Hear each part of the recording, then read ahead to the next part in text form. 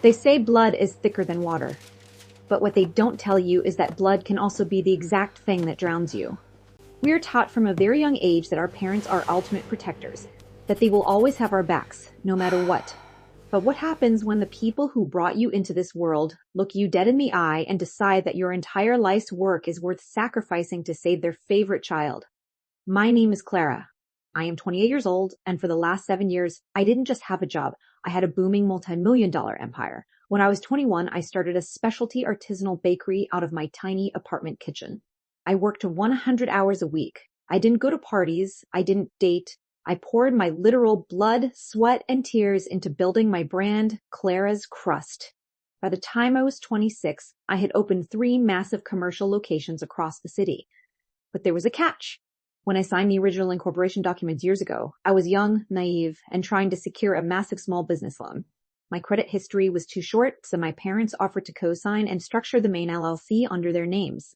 They told me it was just a formality. We are family, my father had said, patting my shoulder. Everything we have is yours. I actually believed him. My younger brother Julian, on the other hand, was the definition of an entitled nightmare. He was 25, had never worked a real job in his life, and spent his days driving a sports car my parents bought him. He was their golden child. He could do absolutely no wrong. Everything shattered on a rainy Thursday evening. I had just finished a brutal 14-hour shift at the main bakery when my mother called. She told me I needed to come to their house immediately. It was an emergency. When I walked through the front door of my childhood home, the atmosphere was incredibly tense. My father was pacing in the living room. My mother was nervously twisting a tissue in her hands. Julian was sitting on the sofa, staring at the floor, looking completely terrified. "What's going on?" I asked, dropping my bag on the table. My father stopped pacing. He couldn't even look me in the eye. "Clara, your brother has made a terrible mistake. He got involved in some illegal underground gambling. He owes $400,000 to some very, very dangerous people. They threatened his life today."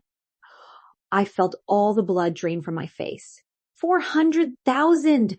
Are you insane, Julian? Go to the police. "We can't go to the police," my mother cried, wiping her eyes. "If we do, they will hurt him.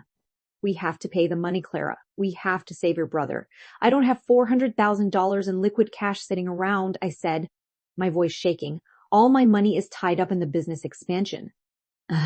My father finally looked at me. His eyes were completely cold. "We know. That is why this morning your mother and I legally transferred the entire ownership of the LLC to Julian." The room went completely silent. The only sound was the rain hitting the window. You did what?" I whispered, my brain completely failing to process his words. "He's going to sell the business, Clara," my father said, his voice hard and unapologetic. "He already has a corporate buyer lined up who wants to buy all 3 locations for $2 million. He will pay off his gambling debts, and he will use the rest to start a fresh life in a new state. That is my business." I screamed, tears violently spilling down my cheeks. "I built that! I worked 80-hour weeks for 7 years! You cannot steal my life to pay for his crimes!" "It is legally our LLC," my father shouted back, stepping toward me. "And we are making a family decision. You are strong, Clara. You are smart. You can always start over." "But Julian will not survive this. We will not survive this. We are doing what we have to do as parents. I am your daughter." I sobbed, looking at my mother for help. My mother looked away. "I'm sorry, Clara. We need you to leave your keys on the table. Julian's buyers are inspecting the properties tomorrow. You are no longer an employee." They were throwing me out. The people who raised me were stripping me of everything I had ever built and throwing me out into the rain like garbage. I didn't scream anymore.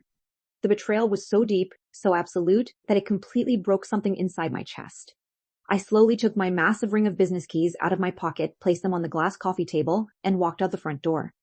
I sat in my car in the driveway for 2 hours, crying until I physically couldn't breathe. I had nothing. No business, no income, no family. But as I sat there staring at the steering wheel, a tiny, brilliant memory sparked in the back of my mind. I wiped my eyes. I pulled out my phone and logged into my private digital document vault. I scrolled past the LLC paperwork, right down to the commercial property leases and the intellectual property filings. A slow, wicked smile spread across my face. My parents were so blinded by their panic to save their golden child and so completely ignorant about how modern businesses actually run that they forgot a massive, fatal detail. Yes, the LLC was in their name, but 3 years ago, when we moved into the massive commercial buildings, the landlord required a tenant with a flawless credit score and $1 million liability policy. My parents didn't qualify. So the 20-year leases for all 3 bakery locations were signed strictly under my personal name. And even better, the trademark for Clara's crust, the logo, and the proprietary recipes were all legally registered to a separate holding company that I owned 100%. They didn't just hand Julian a multi-million-dollar business. They handed him an empty LLC with absolutely 0 assets, 0 rights to the buildings, and 0 rights to the product. They wanted to play a legal game?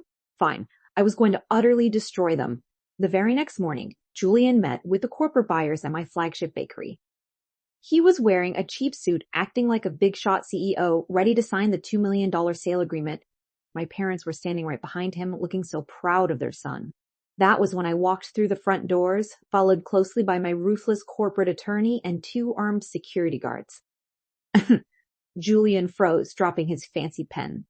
Clara? What are you doing here? You're trespassing! My attorney didn't even blink. He walked straight up to the corporate buyers and handed them a thick legal binder. Gentlemen, my lawyer said loudly, I am representing the legal tenant of this building and the sole owner of the Clara's Crust trademark. The man you are speaking to does not own the lease to this property, nor does he have the legal right to use the brand name, the logo, or any of the recipes. If you purchase his LLC, you are purchasing absolutely nothing. The buyers looked at the documents, looked at Julian, and immediately stood up. They were furious. They realized they were being scammed. They packed their briefcases and walked right out the door without saying a single word. What did you just do? My father roared, his face turning purple with rage. You just ruined his life. No, I replied, my voice completely dead and cold. You ruined yours. I handed my father a massive stack of legal papers.